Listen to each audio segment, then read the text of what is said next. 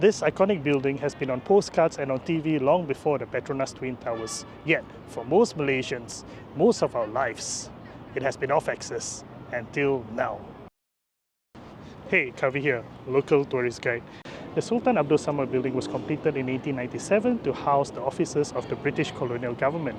Sultan Abdul Samad was the name of the Sultan of Selangor, the ruler of the time, and this building was later named after him. The British designed this building in the Indo-Saracenic architectural style. It's a blend of Indian and Islamic design, for example, the copper domes. There are also Western features, such as the clock tower, with its bells chiming every half hour. Growing up, I liked watching National Day celebrations, and this building often served as the backdrop. I also remember a movie, Police Story 3, Supercop. Michelle Yeoh and Jackie Chan. This building featured prominently. This was the place that we used to bring our friends when they visited KL to take photos. After the government offices moved out, this building was used as a court building, and you can still see a plaque here. When I started guiding, there was a tourist information center that way. Now it's over here, and that was as far as we could go into the building. And then the building was fenced up. There was scaffolding, and the towers were wrapped in protective sheets. Inside, serious restoration works were being carried out. Every brick was cleaned and returned to its original color. After almost a year of restoration, this building is not only restored, but unveiled to the public for the first time. There are many nice spots to take photos here, but let me show you where we normally bring our tourists. So first, we can walk to the back. There are fountains here, and there's a nice courtyard. Two other photo stops here are the stairs and the balcony.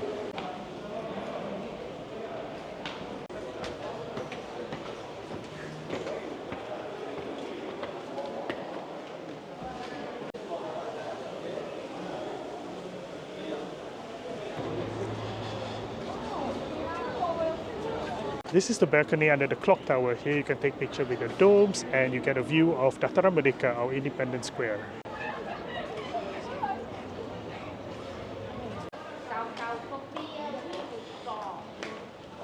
Honestly, all the corridors here are good photo spots, especially the ones around the courtyard. I'm going to show you more of this place, the galleries and the places to eat. Come. Let's start again from the ground floor. As you enter the building, we start from left, going to the right.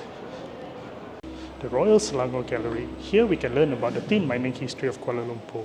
Tin mining started here in 1857 before Kuala Lumpur became an economic centre and eventually a capital city. Tin mining has long ago ceased. Pewter is one of the legacies of tin mining, and Royal Selangor is the most well-known pewter company.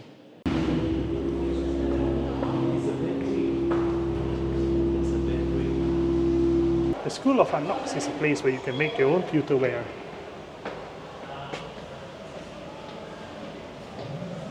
Visitor Center.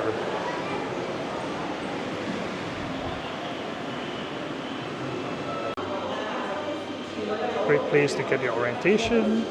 This is also where you can get tickets to the KL City Gallery. Let's see what interesting things we can find at the gift store.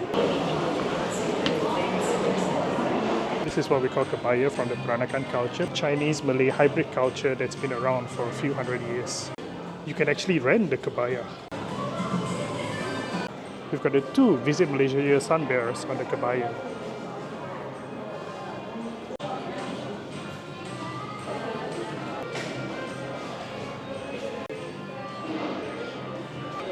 There are a lot of gifts with a local touch, quite nice.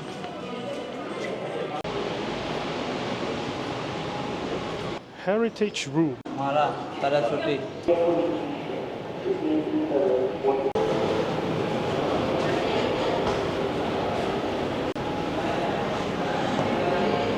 So Heritage Room is not very big, and it's all talking about tea by book. Big House by KLCG, KL City Gallery.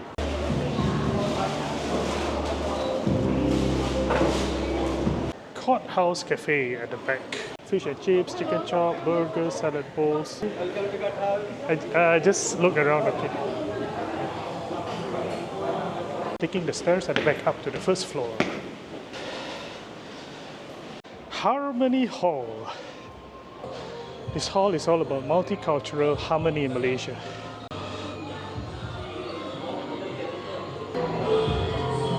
Windows of celebration. Malay, Indian, Chinese Kadazan lettuces or windows. Sabah Kadazan culture. Sarawak Iban culture.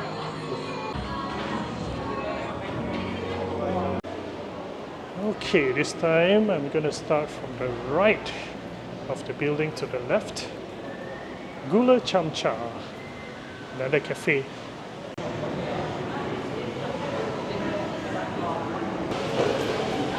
Near Gula Chamcha, you get a view of Masjid Jamek Sultan Abdul Samad.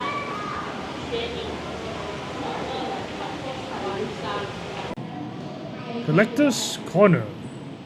A lot of nice photographs here. If you're looking for inspiration for your photography, come here.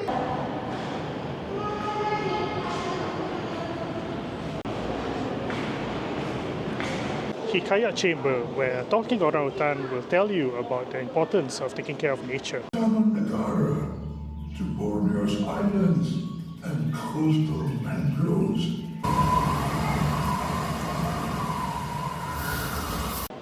Coming out from Hikayat chamber, you get a very good view of the courtyard.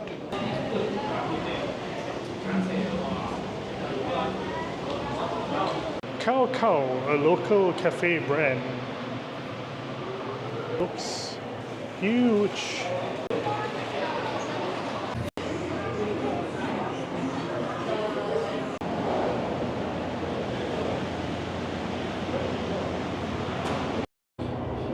Visionary Hall by KL City Gallery.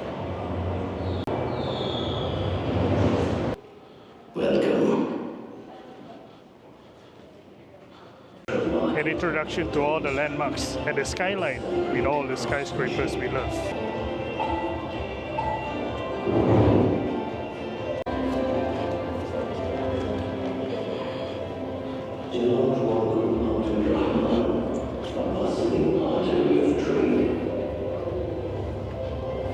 Not trying to be dramatic, but I might have accidentally saved the best for last. Confluence Hall of the KL City Gallery. This gallery tells the story of KL from the 1820s to 1974 when it became a federal territory. Let me give you a brief history of KL. Then before Kuala Lumpur, this was a time of villages and rainforest. Tin mining attracted people to KL and KL became a booming mining town. These are some of the historical figures at the time. Yap Aloy, Tunku Kudin, Sultan Abdul Samad. Unfortunately for the young town, it was destroyed by civil war, fires and floods. We started having brick buildings. War and Change, referring to the Second World War. The scene of a flag being raised for the first time in front of the Sultan Abdul Samad Building, 1957. The 1969 race riots. May something like this never happen again.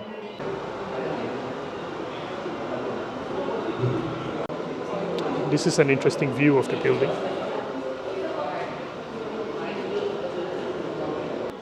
Locals will remember the old KL City Gallery across Dataran Merdeka, and it was one of my favorite places, so it's great to have it back here at its new premises.